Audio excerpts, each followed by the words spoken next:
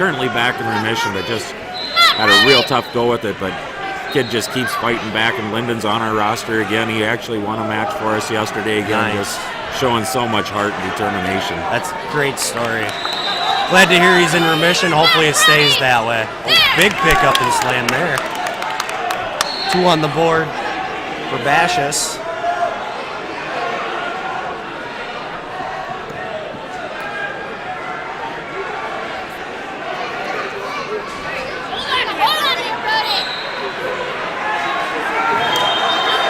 Mac had a really good day yesterday. He won all his matches that he wrestled, and he's really turning it on.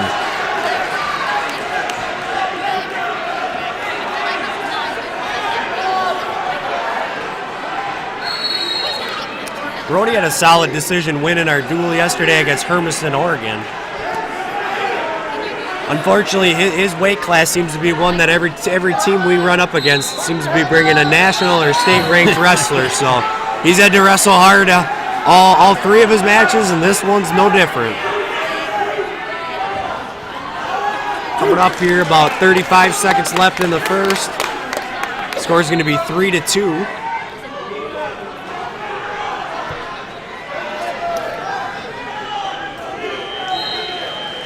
Speaking of family affair, one part I forgot to mention, Hastings guys all know this, or Hastings people do, but the Wilson twins are our head coach Josh McClay's nephews. Okay. That's wrestling in general. It seems like everywhere you go, every team you talk to, it's a family affair. Some of these Christmas parties have to be interesting. Just throw the mat in the basement and let it go. We didn't need a mat at our house. No mats? Our boys just win. I've always joked about how much furniture we broke at our house with the 3 boys wrestling. Yeah, I grew up in a large family with all boys except for 2 girls, and across all the cousins and such, and I completely understand. All right, heading into the start of the second period here, scores 3-2. Looks like Wilson starts on the bottom here.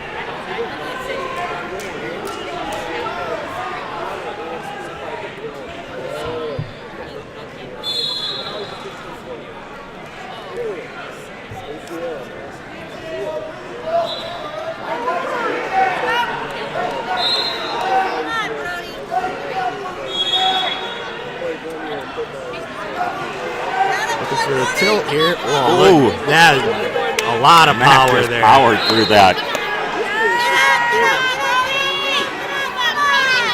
When we get into these middleweights, that's where you start seeing kind of that combination of what we talked before. Yeah. The power of the heavyweights, the speed of the lighter weights. These middleweights are you're gonna see a combination of those 2. Number 1 at 132. I was wondering if he was going to stop that because that leg was up there right next to his head, and I know if he did that to me, I think I'd break in half. My foot will not even come close to getting there. All right, false start there. Thompson 6 at 132 on the Shields. 109 left in the second period here. Scores 8-4, favor of Wilson.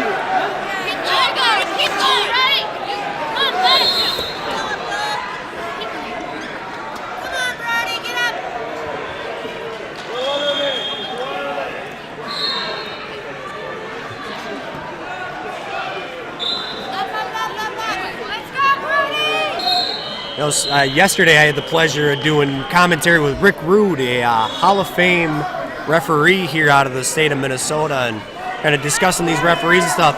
The selection process that the Clash uses in regards to the teams, kind of along the same lines that they use in regards to the referees. They look to the states that are competing in the Clash.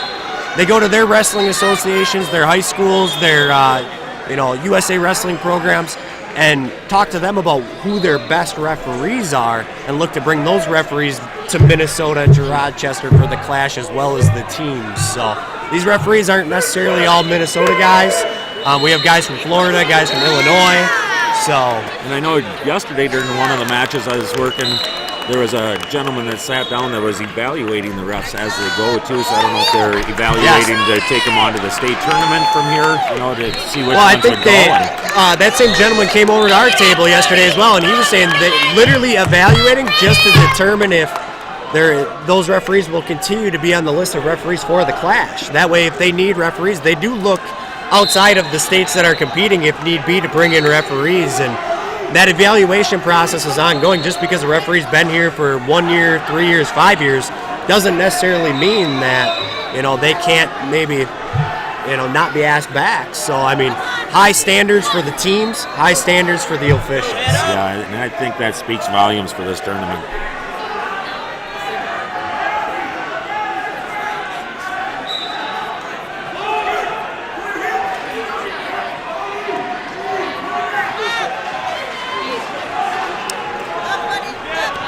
Minute 20 left in the third here. Scores 8-7. Got a close match here.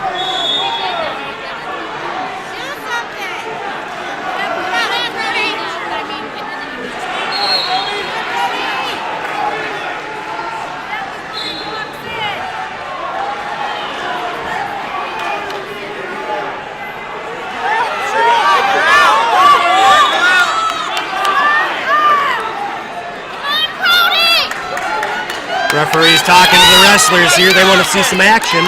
There's 1 point on the escape. We're all knotted up at 8 here. 45 seconds left in the third period.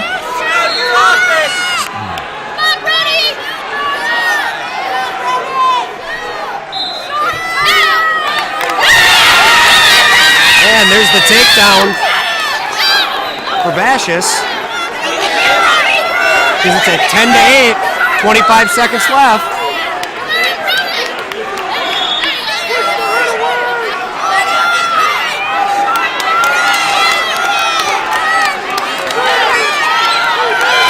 Up there, short time.